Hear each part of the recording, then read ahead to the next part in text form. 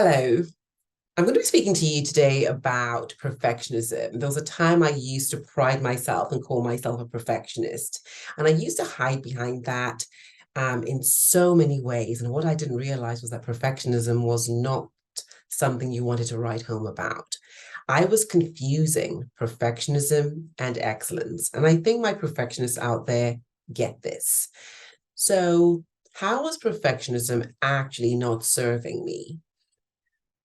In many instances, I would have been able to just submit projects, get feedback, get input, allow the ideas grow and develop and become better. But because I was really trying to get it perfect, I wouldn't even share it. And sometimes I didn't even share my results and my achievements because I just still wasn't sure that it was good enough.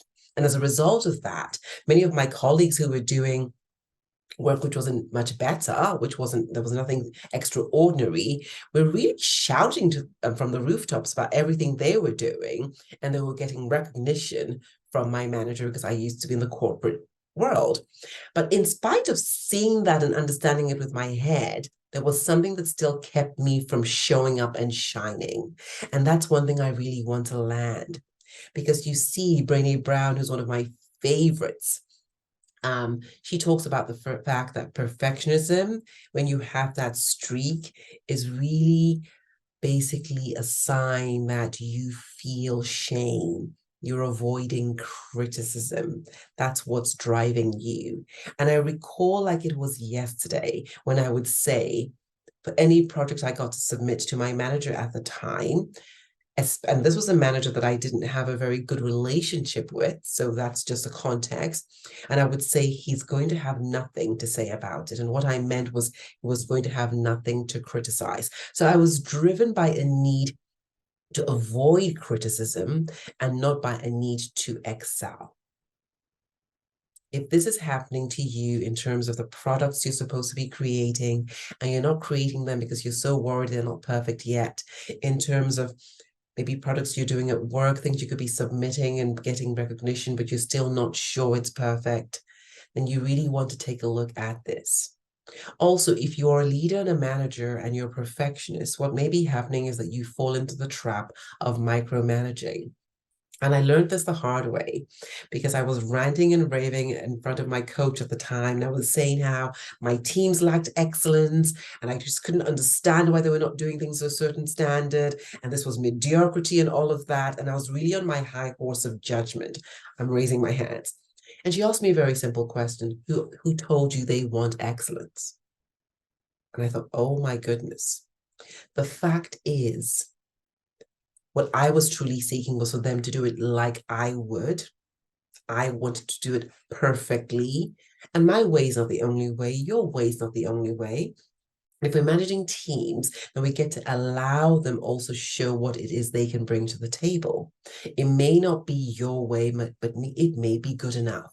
And so I stepped back and I said, as long as it's good enough, I will allow people show their flair.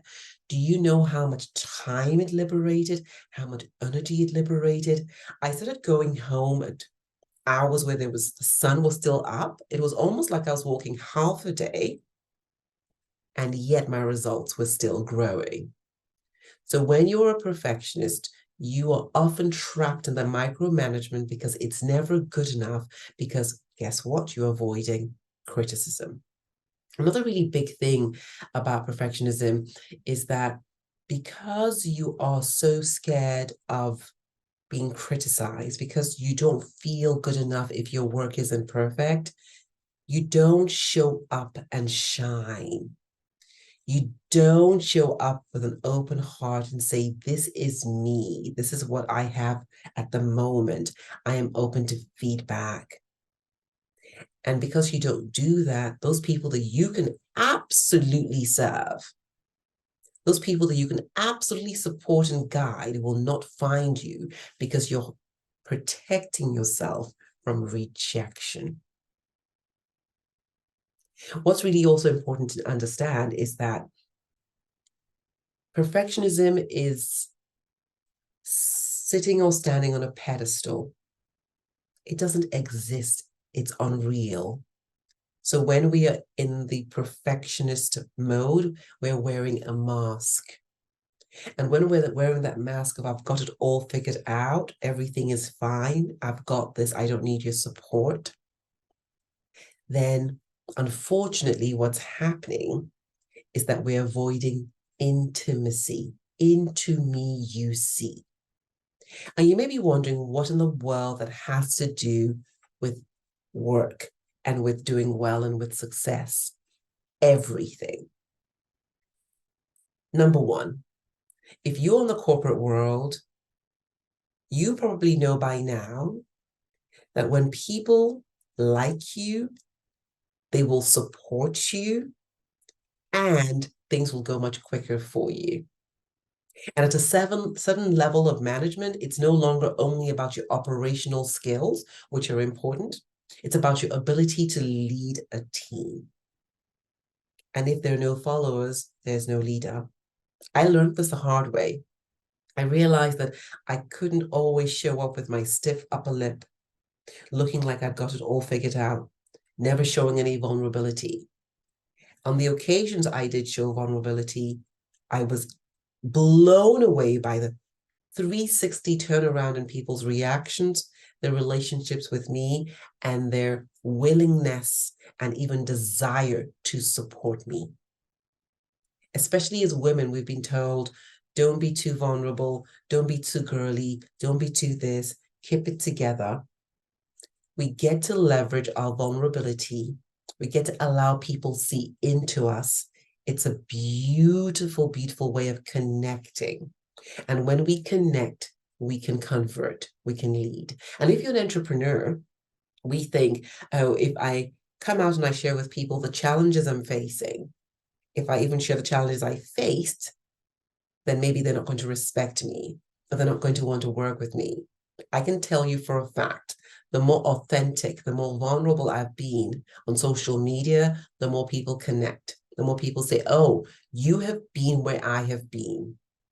You understand how I feel, and you will definitely be able to lead me from where I am now to where I want to go. And the thing is, even if people don't really know for a fact all the things you have been through, because of course you have, people can sense subconsciously. If the cover is not matching, there is no true connection. And so when we stand on the pedestal of perfectionism, we keep ourselves small because we're reducing the number of people who will connect, reducing the number of people we can convert and thus serve. And thus, therefore, in that way, we're reducing our revenues as well and our impact in the world, even more importantly. And the last way in which perfectionism is definitely keeping you small is fear of failure. Because when we're so keen on being perfect, what we're avoiding at all costs is criticism, criticism for failing. But what does a perfectionist see as failure anyway, right? Anything that's not perfect is failure. And when we flip the script and say, I am not my results, there is no such thing as perfect anyway. And the reason that that is true is because we can always make progress. So if there is one thing you take away from this, it is that progress is better than perfectionism. When we make progress, we take steps and we grow. If we try to be perfect, then we don't even show up enough to get feedback, to grow, to serve, and we stay stuck and spinning in circles. If this relates, I would love you to share. If perfectionism is something that you're really suffering from and you really want to do something about, send me a DM. Reach out. It's something I know a lot about because I can assure you it is a very sneaky one. We think it's serving us, but it's actually one of the biggest saboteurs that there are for high achieving women. So just remember, progress, not perfectionism. It doesn't exist. It's a mirage. Love and light. I hope to see you soon.